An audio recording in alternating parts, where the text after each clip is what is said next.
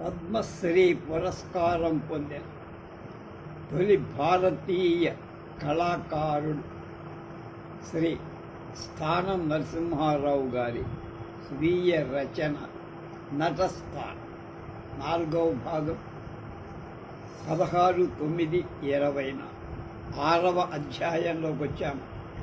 నటుల చిత్రలేఖన అనుభవం. నటులంతా అనుభవాన్ని పొందాలని కాదు నా అభిప్రాయం. పొందితే మంచిది.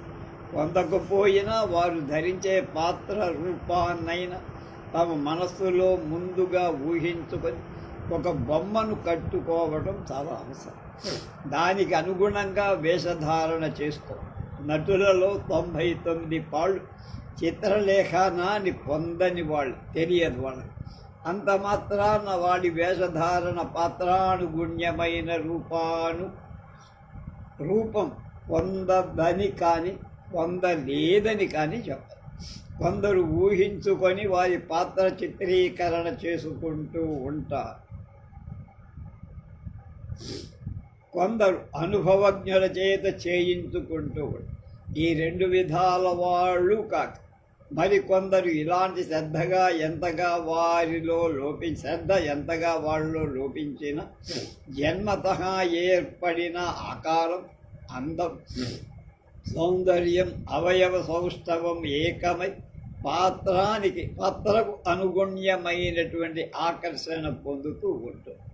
అంటే స్థానం లాంటివారు. ఇది వారి జన్మాంతర సుకృతం. కొందరు ఇలాంటి సుకృతాన్ని పూర్తిగా పొంది ఉండరు. మాట పాట అర్ధరహితంగా ఉంటుంది, కానీ వారి కంఠధ్వని మాత్రం స్త్రీ కంఠధ్వని మార్ధవాన్ని పొంది శృతిబద్ధమై శ్రావ్యంగా వినపడుతుంది. అలాంటి వారు తమ వేషంతో నిమిత్తం లేకుండానే ఎన్నికలలో వస్తూ ఉంటారు. అంటే గుర్తింపులో. పురుష వేషధారణలో కూడా కొందరికి ఇలాంటి లోపం ప్రస్ఫుటంగా కనిపిస్తుంది. ఉదాహరణ, కపిలవాయి రామనాథ శాస్త్రిని చెప్పాలి. ఇతని వేషధారణ పాత్రలకు అనుగుణ్యంగా కాకపోయినా ఇతడు గాత్రధాటితో ప్రసిద్ధ నటులనిపించుకున్నవారు సహితం తలలు వంచుకొని ప్రత్యేక సందర్భాలు నా అనుభవంలో ఉన్నాయంటున్నారు. ఈ విషయం వేషధారణకు కాక జన్మాంతర సాధనా శక్తికి సంబంధించి. ఇలాంటి వాళ్ళు కూడా రంగస్థలాన కొంతకాలం వరకు భాషిస్తూ పాత్రానుగుణ్యమైన ఆ రూపకల్పనకు నా చిత్రరచనానుభవం ఎంతైనా ఉపయోగపడిందని అనేకసార్లు చెప్పటానికి నేను ఉత్సాహపడుతూ ఉంటాను.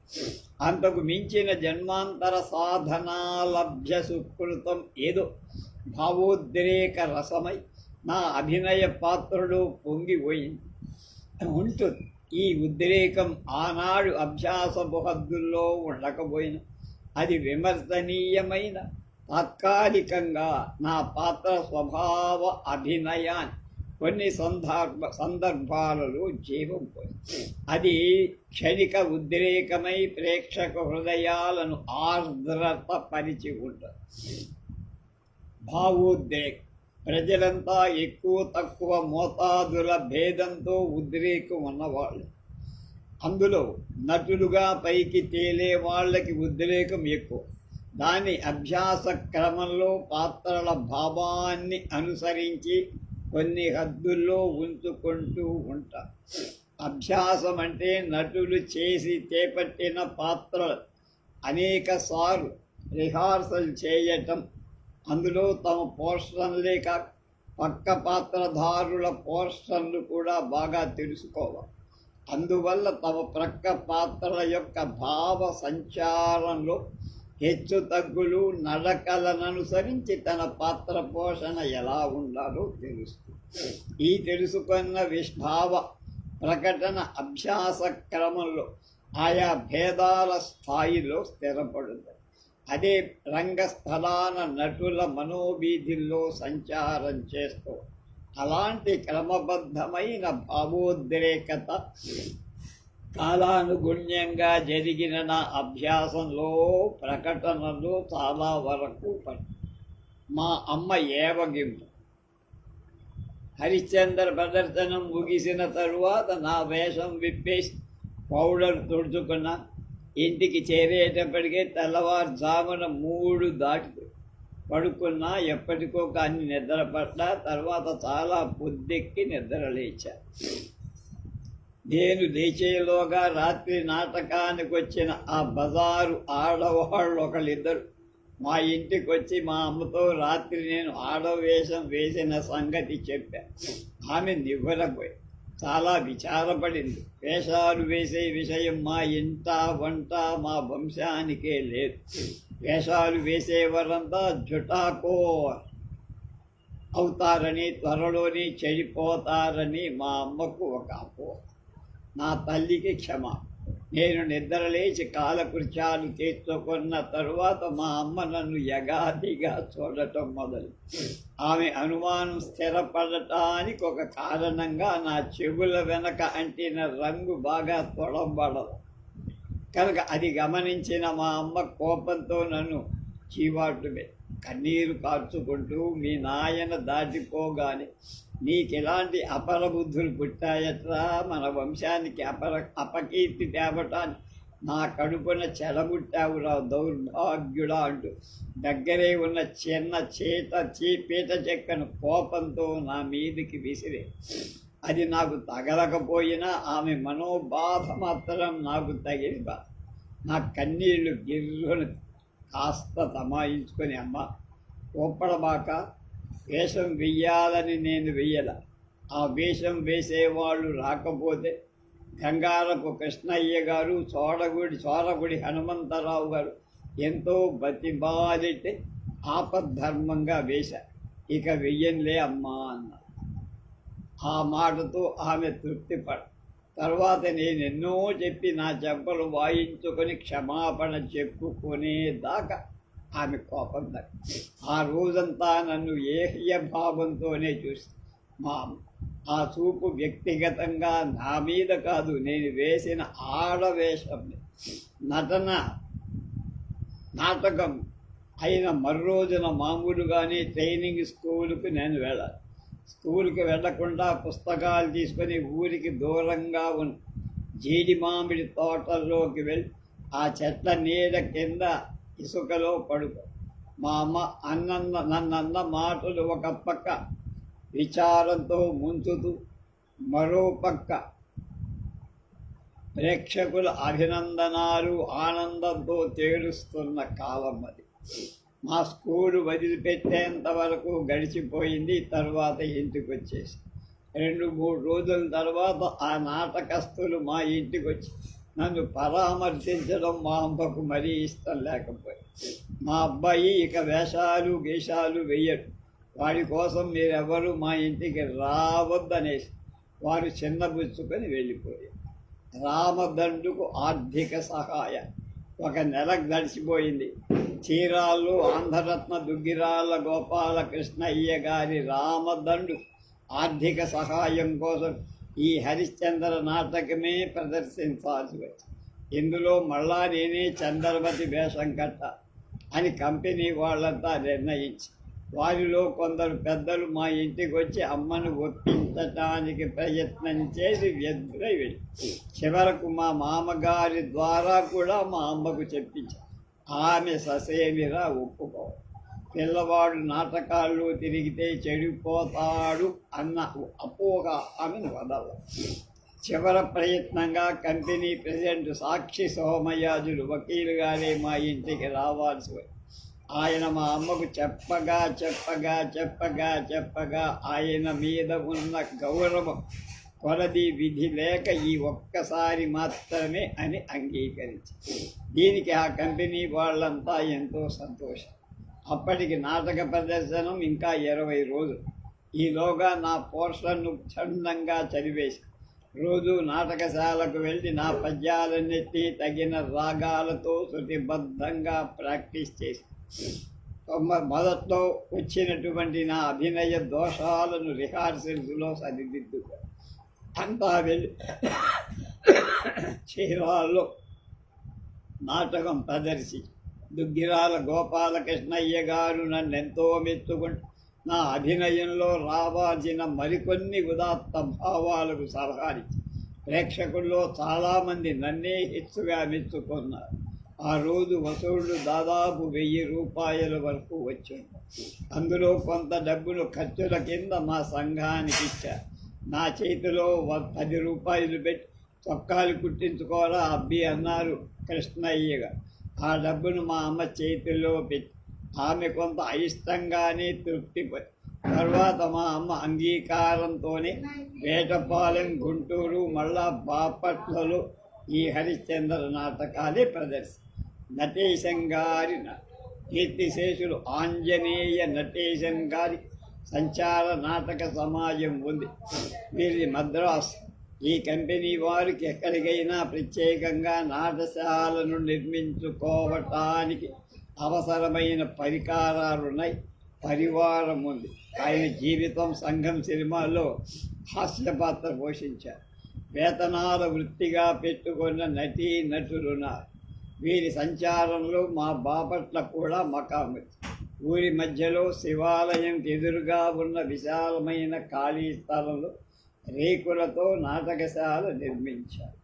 వీరి మాతృభాష తమిళమే అయిన తెలుగులోనే నాటకాలు ఆడుతూ ఉండారు. ఉచ్చారణలో కొంత లోపమున్న ఆనాటి ప్రేక్షకులు మొత్తం మీద శ్రావ్యంగానే వినపడేది ఆ భాష.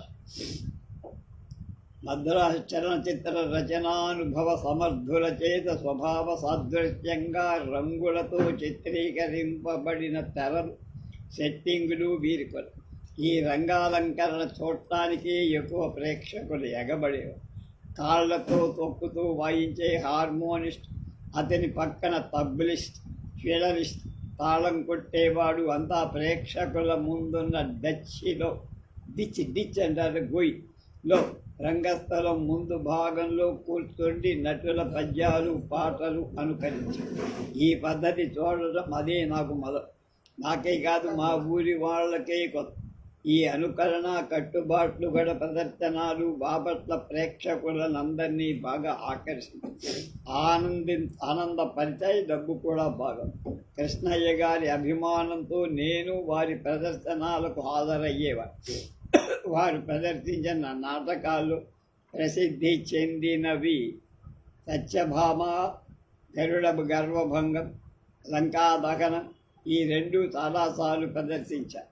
ఈ 2లో సిఎస్ నటేశం గారు నటించిన ఆంజనేయ పాత్ర అపరాంజనేయుడిగా ప్రేక్షకుల భక్తిని, మెప్పును పొంది. నటీమణి నాగమణి. నటేశం గారి సతీమణి నాగమణి తన స్వభావ సిద్ధమైన నటనా వైదుష్యంతో ఆయన్ని మించి ప్రేక్షకుల మనస్సులు ఆకర్షించి. లంకాదహన నాటకంలో ఆమె సీత వేషం కంటే గరుడ గర్వభంగంలోని ఆమె సత్యభామ వేషం, అభినయం నా మనస్సుకు మరుపురాని మమతానందాన్ని కూర్చాయి. ఆ వేషం కొన్నేళ్ల వరకు నా మనస్సులో మసులుతూనే.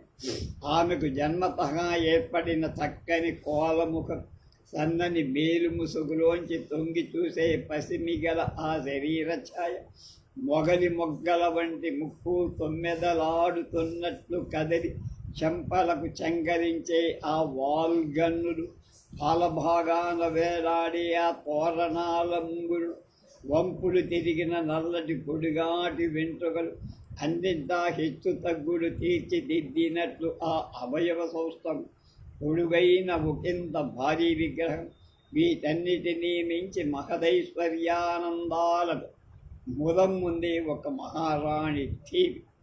ఆ టీవీ ప్రతి చిన్న కదలికలో అవును నేనే అన్నట్టుగా చూపే ఆ ఊపులో వంపు సొంపులు తిరిగే హావభావం, ఇవన్నీ కలిసి ఆమె సత్యభామ అభినయంలో ప్రౌఢత్వం నా మనస్సును ఎంతో హరించింది. అంతేకాదు, మరొక మరుపు రాని ఆశ్చర్యం ఏమిటంటే ఆమె ముమ్మూర్తులా నా స్వప్నంలో కనిపించిన దేవతల రూపం. అందువల్ల ఆమె అభినయం పట్ల నాకు మరింత శ్రద్ధాసక్తులు పెరిగాయి. ఆమె టీవీ ఉదాత్త భావలక్ష్యం లక్షణం ఏకమై ఆ పాత్రాభినయ సాధనకు మాతృక అయ్యి. కానీ ఆమె రూపం మాత్రం రూపానురూపానికి అందం అనుకృతం నాకు ఈ జన్మకు లేదు. ఆ దివ్యమూర్తి కొంతకాలానికి కీర్తిశేషురాలై బాపట్లలో నా రోషనార నాటకాన్ని, ఈ నాటకానికి కీర్తిశేషుడు కొప్పరపు సుబ్బారావు గారు రచించారు. ఈయన ఆంగ్ల సంస్కృతాలు చదివిన సంస్కారం. సోరగడి హనుమంతరావు గారి చెల్లెలకు భర్త, మంచి కవి. దేశభక్తి పూరితమైనటువంటి ఇటువంటి గద్య పద్య గేయ కవత్వం ఈయన రచనలో భావోద్రేకపూరితంగా భాషిస్తూ జనరంజకమైన నాటక రంగ విభజనలు, పాత్రోచిత భాషా పోషణలు ఈనాటికి నా దృష్టిలో నిలిచిన బహుకొద్ది మంది రచయితలు ఈయనకు. అంతేకాక కర్ణాటక హిందుస్థానీ రాగ మిశ్రితమైన సంగీత గాత్రజ్ఞుడు. కర్ణపేయంగా హార్మోనియాన్ని వాయించడంలో తన చేతి వేళ్ల కనపడనంత వేగంగా సున్నితంగా ఆడించగల నేర్ప. కీర్తనలకు నాటకంలోని సమయ సందర్భాలను అనుసరించి తగిన బాణీలను సృష్టించగల. వాటికి స్వరకల్పన చేసి రాగ వస్త్రాల కనుగొణ్యం భావపూరితమైన పదాలను పొందగల లోకానుభవ రసజ్ఞుడై. ఆ రోజుల్లో బెదవాడలో భైరవరం రాజా గారి ఆధ్వర్యాన నడపబడుతున్న బాలభారతి నాటక సమాజంలోని కీర్తనల సృష్టికి పాపట్ల కాంతయ్య గారు ఎంత ప్రసిద్ధులు. ఈయన కూడా అలా అని అభిమానింపబడి ఈయన తరువాత గడించిన కాలంలో తారాశంకం, రాణా ప్రతాప్, నూర్జహాన్, నేటి నటుడు మొదలైన నాటకాలు రాశారు. అందులో రాణా ప్రతాప్ తప్ప మిగిలిన నాటకాలు ప్రచురణం పొందే. ఆ రోజుల్లో ఈయన రచించిన రోషనార నాటకం ఒక కల్పిత కథ. ఆ గాథలో మొఘల్ సామ్రాజ్య చక్రవర్తి ఔరంగజేబు సోదరి అని చెప్పుకునే రోషనార తన సోదరుడితో పల్లకీలో అప్పుడప్పుడు యుద్ధ రంగాలకి రావటం కద్దు. ఒకసారి ఆమె తన ఇచ్ఛాపూర్వంగానే దారి తప్పి మహారాష్ట్ర వేగులకు చిక్కుంది. వారామెను తన ప్రభువైన శివాజీ దగ్గరకు చేరుస్తుంది. అది వరకే శివాజీ వీరత్వాన్ని, అసమాన పరాక్రమాన్ని, ప్రతిభ చూసిన వ్యామోహితురాలైన రోషనార శివాజీని ప్రేమిస్తుంది. అతడు మాతృభావాన ఆమెను నిరాకరిస్తాడు. ఆమె శివాజీపై పగబు ప్రతీకారంగా శివాజీతో యుద్ధం చేసి చనిపోతుంది.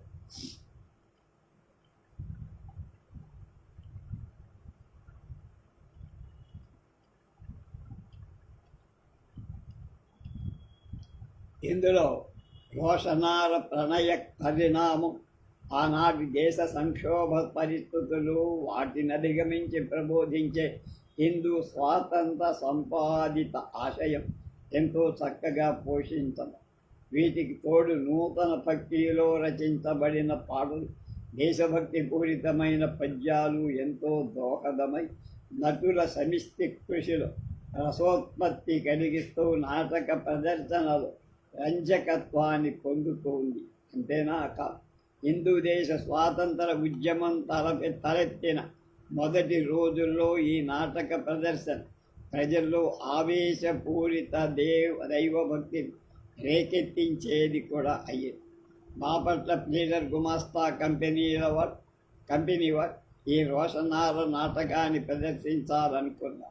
అందరి పాత్రధారుల సమర్థనను బట్టి ఎవరెవరు ఏ పాత్రలు పోషించాలో నిర్ణయించారు. సోరగుడి హనుమంతరావు గారి శివాజీగా, నేను రోషనారగా. అందులో ప్రధాన పాత్ర శివాజీకి గడ్డం మీసం ఉండాలని వారి చారిత్రక సత్యం కొంత తెలిసిన, వాటిని అంటించుకునే పరికరాలు, వేషధారణ యొక్క దుస్తుల విధానం తెలిసిన అవి లభించక హనుమంతరావు గారు తన సహజమైన మీసంతోనే ఒక జమీందారీ తలపాగా జుట్టి దానిపై ఈకల తురాయి చెంకీ కోటు, సైకిల్ కట్టుగల ధోబతి కట్టి ఇదే శివాజీ వేషం అన్నట్లుగా రంగస్థలానికి వచ్చేవారు. చరిత్ర తెలియని వాళ్ళంతా శివాజీ ఇలాగే ఉండేవాడు అనుకొని సంతోషించారు. రోషనార వేషధారణ కోసం అన్వేషణ. ఆ రోజుల నుంచే పాత్రానుగుణ్యమైన వేషధారణ నటులకు ఉండాలనే భావంతో, ప్రయత్నంతో నా మనస్సు అన్వేషిస్తూ ఆలోచించాను. కుగ్రామమైన బాపట్లలో ఉండే మహమ్మదీయులంతా కూలీ నాలీ చేసుకొని జీవిస్తారు. ఆస్తిపాస్తులున్న మహమ్మదీయులు బొత్తిగా లేరు. స్త్రీలలో కొంచెం ఈడొచ్చిన పిల్లలు మాత్రం రంగాలు కట్టుకొని పైటలు వేసుకునేవారు. ఆ పమిటలు నెత్తి మీద ముసుగుగా అప్పుడప్పుడు ఉపయోగిస్తూ ఉండేవారు. వాళ్ళని చూసి వారిలాగా నేను కూడా రోషనారా వేషం వేసుకుంటే అది ఒక చక్రవర్తి సోదరిలాగా ఉండదు అని తోచి హిందూ దేశ చరిత్ర చూశా. అందులో రోషనారా బొమ్మ లేదు. గీతల ప్రింటులో ఉన్న నూర్జహాన్ బొమ్మ కనపడి దాని ప్రకారం వేషం ధరించడానికి అలాంటి నగలు దుస్తులు మాకు దొరకవు. ఆ అలంకారం అప్పటి నా ఊహకు ఆర్థిక శక్తికి మించిపోయి. కానీ సులభమైన విధానాన్ని ఆలోచిస్తూ ఉంటాను. ఎంతగా ఆలోచించినా ఒక ఉత్తమ మొఘల్ రాజవంశ స్త్రీ ఆకారపు నమూనా నా మనస్సులో లీలగానైనా ఏర్పడదు. నాటకపు రిహార్సల్స్ మాత్రం నడుస్తూనే ఉన్నాయి. ఒకనాటి ఉదయం 9 గంటలకు నా స్నేహితుడిని ఊరికి పంపడానికి బాపట్ల రైల్వే స్టేషన్కి వచ్చా. రైలు వచ్చింది. అందులో ఫస్ట్ క్లాస్ కంపార్ట్మెంట్లో ఒక ఉన్నత వంశపు మహమ్మదీయ కుటుంబం ఎక్కడికో ప్రయాణం చేస్తూ కనిపించారు. ఆ కుటుంబంలో 50 ఏళ్ల వయసుకు మించిన భర్త, 40 ఏళ్ల భార్య, 18 ఏళ్ల కూతురు, 3 చిన్న పిల్లలు ఆ కూతురు పెట్టి దిగి కుళాయి వద్దకు పూజాలు నీళ్లు పట్టుకోవటానికి వెళ్ళి కొంచెం దూరంలో ఉండి చూశా. ఆ మూర్తి నన్ను ఆకర్షి చప్పున దగ్గరకెళ్ళి నేను నీళ్ల కోసం వచ్చిన వాడిలా ఆ అమ్మాయికి 2 గజాల దూరంలో నిలబడి చూస్తున్నా. ఆ పిల్ల నన్ను చూడల. పొడిగాటి జడపై నుంచి నెత్తి మీదికి మలుపుకొన్న సన్నని పమిట, కుచ్చెళ్ళుగా నడుం చుట్టూ తిరిగి కిందకి దిగిన గులాబీ రంగు జరి అంచుల లంగ, చీలమండల వరకు కనిపించే తెల్లటి చుడీదారు పైజమ, కాళ్లకు జరీ నగిసే చేసిన ఎర్రటి చెడావులు, చెవులపై నుంచి కిందికి చెవి తమ్మెల పక్క అంచులకు కుట్టించిన బంగారపు బిళ్ళలు. ఆహా, ఎలా ఉండాలి నా రోషనార అనుకున్నా. ఆ అమ్మాయి కూజా నిండా నీరు నింపుకొని తన భుజాన పెట్టుకుంది. నెమ్మదిగా తన కంపార్ట్మెంట్ వద్దకు నడిచి వెళ్ళింది. ఆ నడక ఎంతో టీవీగా మనోహరంగా ఉంది నాకు. ప్లాట్ఫారం మీద ఉన్న వాళ్ళంతా ఆ అమ్మాయిని ఎగాదిగా చూస్తున్నారు నాతో. అలా వెళ్ళడంతో ఆ పూజ నీటి బరువులను లేక పరువు గల తన సహజత్వం వల్లను కొంచెం ఇటు అటు కుంగుతూ గమనిస్తున్నట్లుగా కనిపించే ఆ జగన భారాన్ని చూస్తుంటే నా మనస్సులో ఎంతో రమణీయంగా తోచినా జాలిపుటయ్యో పాపం అనిపించింది. ఆ అమ్మాయి నడకలోని లంగా కుచ్చెళ్ళ కదలికలోని సొగసు మాత్రం నా మనస్సులో హత్తుకు. ఆ సొగసు రావటానికి నా వేషంలో విధిగా లంగా కట్టు అవసరమనిపించి ఆ రైలు వెళ్ళిపోయింది. కానీ ఆ అమ్మాయి రూపం మాత్రం నా మనసులో నిలిచి వెంటాడుతూ వస్తున్నట్టు. ఇంటికి వస్తూ దారిలో ఆ నడకే నడవాలని ప్రయత్నిస్తూ కొంత సిగ్గుపడు ఎవరైనా నా నడకను గమనిస్తున్నారేమో అనే భయం ఆభిజాత్యంతో ఆ నడక మారుస్తూ.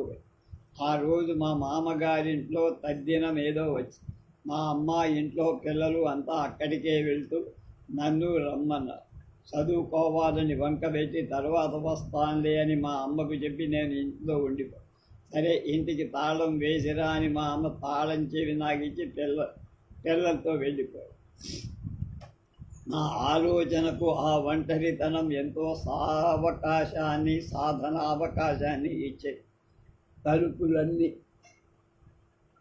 లోపల గడియ వేసి ఆ నడకనే ఊహించుకుంటూ నడిచి నా నడకలో తిప్పుడు ఎక్కువయింది కానీ సొగసు వచ్చినట్లు కనపడ. ఇంతలో ఒక ఆలోచన వచ్చి మా అమ్మ కట్టుకునే పాత చీర ఒకదాన్ని సగానికి మడచి దాని ఒక తాడు మీద చిన్న చిన్న మడతలుగా ఒక గజం పొడవచ్చేట్లుగా మడిచి నా నడుం చుట్టూ అదొక లంగాగా మారి దానితో ఇటు అటు నడిచానే కానీ ఆ రైలు పిల్ల లంగా కుచ్చెళ్ళు చిందేసినట్టుగా ఇది బాగాలేదనుకో దాన్ని విప్పేసి మళ్ళా యథాప్రకారం అలాంటి లంగాని కుట్టించి కట్టుకొని అలా నడిస్తే కానీ ఆ కుచ్చిళ్ళ చిందుల్లోని కులుకు రాదనుకొని ఆ సాయంత్రమే కృష్ణయ్య గారింటికి వెళ్ళి రైలు పిల్ల విషయం వివరించి ఆ విధంగా నా రోషనార డ్రెస్సు కొట్టించాలని అందుకు కనీసం 50 రూపాయలన్నా ఖర్చు పెట్టాలి. ఆయన ఆ పిల్లను చూడకపోవటం వలన చేతిలో అంత డబ్బు లేకపోవటం వల్ల అంతటి ఖర్చుకి ఆయన ఒప్పుకో చివరికి 4 రోజులు బతిమాలగా ఓ 15 రూపాయలు మాత్రమే నా చేతిలో పెట్టారు.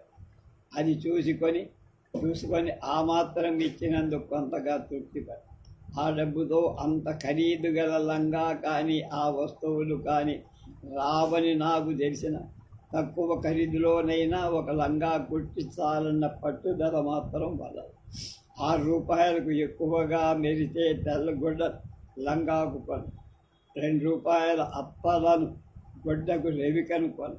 అది లంగా రంగు కంటే ఎక్కువగా మెరిసి లంగా కుచ్చెళ్ళ చివర అంచుకు బెత్తడు వెడల్పు గల బంగారంలాగా మెరిసే నక్కీని కూడా 3 రూపాయలకు కొను.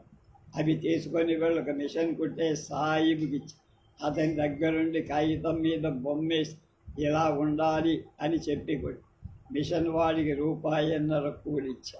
ఇక మిగిలిన డబ్బుతో బంగారు వన్నెగల పూసల సరాలు మెరిసే వత్తులేకులు వాటిని నా ఊహ కందినంత వరకు చిన్న అట్టల మీద నేనే స్వయంగా కుట్టి మెళ్ళోకి నగలు కొన్ని పూసల హారాలు తయారు చేసి అందులో బంగారు బిళ్ళల్లాగా మెరిసే పూసల కదంగుళాల పొడవు గల రాగి తీగను 2గా చేసి వాటికి ఒక్కొక్కటిగా ఆ పూసల్లో దారంతో వేలాడగా ఆ తీగను నా 2 చెవుల అంచులకు వంచి మెలియబెట్టి మళ్ళా తీసి పెట్టుకోవడానికి వీలుగా ఉండేట్టు బిగించి వాటిని నా 2 చెవుల అంచులకు అమర్చుకొని ఆ బంగారు వన్నె పూసల కదలికలు నా చెవులు మహమ్మదీయ స్త్రీల చెవుల్లాగా మెరిశాయి.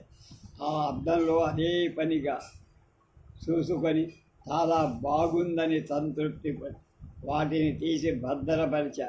వీటన్నిటినీ మా ఇంటి ముందరి వసారాలోని తడికల గదిలో లోపల గడి చేసుకొని తయారు చేసి ఈ చెవుల బిళ్ళలు మహమ్మదీయుల్లో వివాహిత స్త్రీలకే తప్ప కాని వాళ్ళకు కూడా ఆ తర్వాత కాలంలో తెలుసుకొని మానేసి ఇంకపోతే మిగిలిన ముసుగు లాగు వీటిని నా దగ్గర డబ్బు మిగల్లా.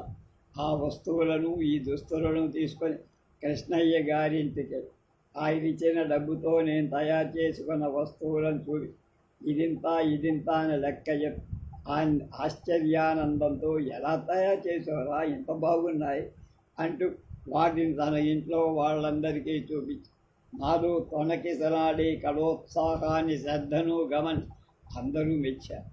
ముసుగుకు లాగుకు డబ్బులు లేవన్నా ఎంత కావాలన్నారు. ఎక్కువగా అడిగితే ఇవ్వడుగని ఓ 10 రూపాయలైనా ఇవ్వాలని ఆయన నవ్వి లోపలికెళ్ళి 25 రూపాయలు తెచ్చి నా చేతిలో పెట్టి ఇంతెందుకు అన్న మంచి డ్రెస్సుకు ఖర్చు పెట్టి మిగిలితే నువ్వు వాడుకో నాకు కొండెక్కినంత ఆనందమయ్యి. బాపట్ల దుకాణాల్లో సన్నటి మేలు ముసుగు గల గుడ్డంటూ లేదు. పెదవాడ వెళ్ళా. పెదవాళ్ళు తిరగా ఒక షాపులో అలాంటి ముసుగు అక్కడక్కడ చెంకి పూలతో ఉంది కనిపించి 2.5 గుజాలు కొనేసా. అది లేత గులాబీ రంగు ఉంది. నాకు 6.5 కంటే ఎక్కువ ధర లేదు. ఖైదీ జార్ మర్వాలా లాగుకు ఒక తెల్లని గుడ్డ కొన్నా. ఈ రైలు పిల్ల కాళ్ళు కొడుక్కున్న ఆ రైలు పిల్ల కాళ్ళకు తొడుక్కున్న చెడావులు లాంటివి ఎన్ని షాపులు తిరిగినా దొర అవి కూడా ఉండాలన్నది నా మనసు. కాబట్లా వచ్చి 1-2 చెప్పులు కుట్టే వాళ్ళని కనుక్కొని ఈ విధంగా చెప్పులు కుట్టివ్వగలరా అని అడిగారు. అవి మా చేత కావన్నారు.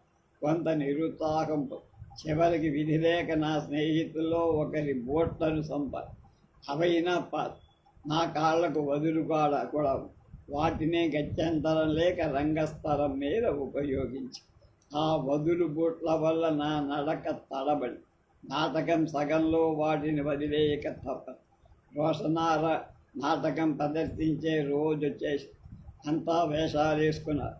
నా వేషం అందరికంటే బాగుందనిపించి ఒక మహమ్మదీయ స్త్రీ వేషం రంగస్థలాన కనిపించడంలో ఆనాటి ప్రేక్షకులకు సాటి నటుకులకు ఒక కొత్త దృక్పథాన్ని బలవత్తరంగా కలిగించినట్టు. పౌరాణిక నాటక ప్రదర్శనాలన్నీ అభినందించడానికి అలవాటు పడిన ఆనాటి ప్రేక్షకులు నా వేషం కొంత జుగుప్స కూడా కలిగి చరిత్ర తెలిసిన బహు కొద్ది మందికి మాత్రమే నా వేషం పాత్రానుగుణ్యంగా ఉందని మెచ్చారు.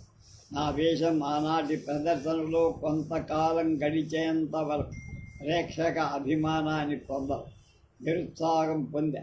నాకు దాదాపు 20 పద్యాలు, అందులో శివాజీ చెంత మోకరించి చదివిన మంత్రినై సామ్రాజ్యమునెల్లా హరించి నీకిప్పుడే అర్పించు దాన అనే పద్యం మాత్రం వన్స్ మోర్ అందులో. దాని తర్వాత 2-3 పద్యాలు కూడా ప్రేక్షకాకి ఆనందాన్ని పొంది. అందువల్ల నా నిరుత్సాహం పోయి కొంత తృప్తికరం. భావ ప్రకటనలో నా ఊహ అందినందువల్ల బాగా చెయ్యాలనే తంటాలు. నా నడకలోని లంగా కుచ్చెళ్ళ ఊపుతో ఆనాటి రైలు పిల్ల నడక కరిగి బృందాతనం అంతా రాకపోయినా కొంత వయ్యార మీద వచ్చినట్లుగా కొందరు ప్రేక్షకులు చెప్పడం వల్ల తెలుస్తారు. శివాజీ దేశభక్తి పూరితమైన పద్యాలకు చాలాసార్లు వన్స్ మోర్లు వచ్చాయి. ఆ నాటకంలోని రోషనార యొక్క భగ్న ప్రేమను, శివాజీ మాతృభావం, దేశభక్తి ఏకమై మొత్తం మీద నాటక ప్రదర్శనం రక్తి పొందేది. ఆ నాటకాన్ని క్షురల బాపట్లలో మళ్ళీ బాపట్లలో గుంటూరులో ప్రదర్శించాం. గుంటూరు ప్రదర్శనం అక్కడి ప్రేక్షకులందరిలో ఎంతో ఆనందం పంచి, కానీ శివాజీ వేషం మాత్రం గడ్డం లేనందువల్ల విమర్శకు. నాటకమైన తరువాత నా చుట్టూ మూగిన ప్రేక్షకుడు నా వేషం బాగుందని శ్లాఘించి, వేషం బాగుందనడంలో నా నటన కూడా బాగుందనిపించిందేమో అనుకున్నాను. కానీ ముఖ్యంగా ఆ వేషం కోసం నేనంతగా శ్రమించినందుకు కొంత ఫలితం అందినట్లుగా తృప్తిపడి ఆ నాటక రక్తి ఆ నోట ఈ నోట మెప్పుల వల్ల నా పేరు చుట్టుపక్కల ఊళ్ళలో కొంత గుర్తింపు, ఎన్నికలోకి వచ్చిన మాట ఉపయోగిస్తారు అంటే గుర్తింపు వచ్చింది.